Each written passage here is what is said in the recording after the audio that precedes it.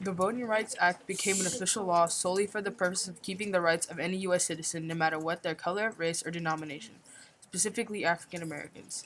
The first meeting discussing the Voting Rights Bill took place on May 26, 1965. After a month of discussing the matter, the second meeting took place on July 9. Then finally, on August 6, 1965, President Lyndon Johnson, who had assumed presidency during the year before, following President John F. Kennedy's death, passed this act as a law along with Martin Luther King Jr. and many other political leaders. Next, I interviewed Hattie about voting rights on his opinion also. What changes do you hope to see in our voting system?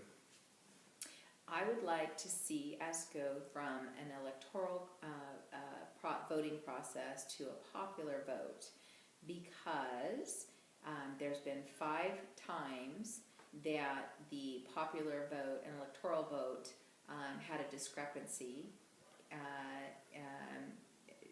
the last being in 2016, and also living in California, the president has been decided before it even gets to California, which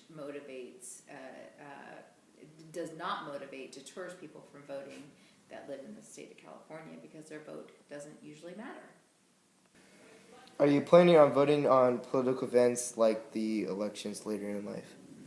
Yes, I plan on voting for all future elections. The right to vote is a very important right that Americans have, and I think it's a very important thing to do is to exercise that right so that we're heard as people. Do you think voting is important to you and everybody?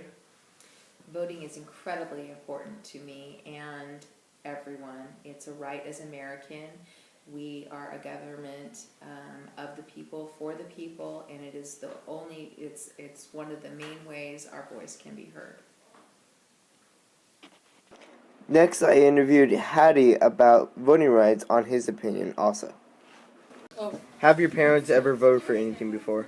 Yeah, they have. They voted for the President of the United States, governors, senators, and stuff like that.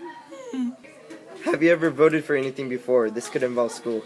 Yeah, I have. I've actually voted in my Boy Scout troop to see who would be the leader of it. Do you think voting is important to you and or everybody? Yeah, I do, because it gives people a voice in whatever they're going to vote for, and it makes it so that it's equal for everyone. What changes do you hope to see in our voting system? Well, I hope to see that people get more of a voice in the voting system, not just one vote equals one vote, but you can actually be heard,